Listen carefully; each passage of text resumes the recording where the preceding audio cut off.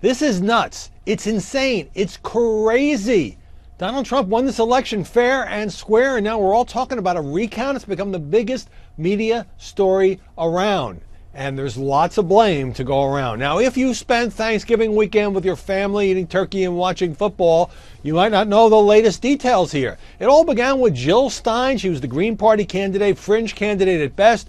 She decided to raise a bunch of money and grab some attention by asking for a recount in those Rust Belt states that essentially gave Trump the election. And Wisconsin has granted this recount.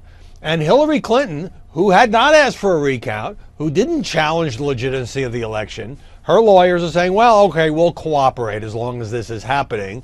Maybe, but we don't really expect anything to come of it. And we don't have any evidence of hacking or other illegitimate means. Now, by the way, Trump won Wisconsin by more than 20,000 votes. The recount is meaningless. There wasn't any serious suggestion of fraud or miscounting on that scale. So it's all just an exercise in political rhetoric.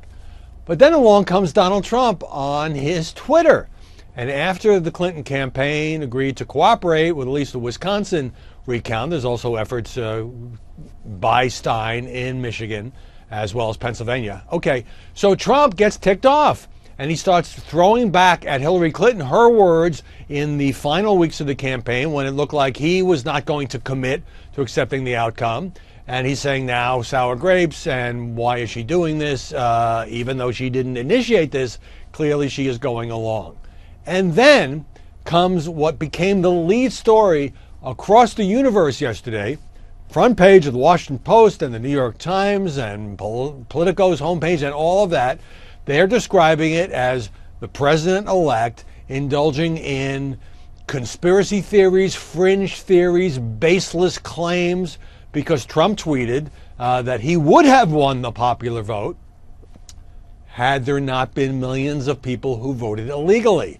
Now, I have to say at this point, there is no evidence of millions of people voting illegally. There may have been some smaller scale voter fraud, as there is in many elections, and the Trump campaign hasn't produced any evidence of millions of people voting illegally, but it's not quite clear why Trump is going there. I understand he's kind of ticked off about Hillary Clinton getting about 2 million more overall votes than he did, but it's irrelevant. He's the next president. Just ask Al Gore how that works.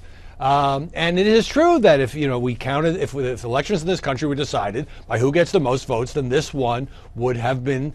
Everybody would campaign differently. They'd spend a lot of time in California, and New York, and Texas, and Illinois, and big states, and Florida, and run up the total. Instead, you got to go to small states who can put you over that magic 270. But Trump has more than 300 electoral votes. So now you have the surreal spectacle of the guy who won the election complaining about fraud in the election, which could be used to fuel efforts for more recounts, none of which is going to change the outcome. Donald Trump will be the 45th president of the United States, but it sure is a bizarre turn of events, and the media are going to feast on this, I think, for weeks to come, when the guy who won is raising questions about the legitimacy of the election. Remember when he used to call it rigged?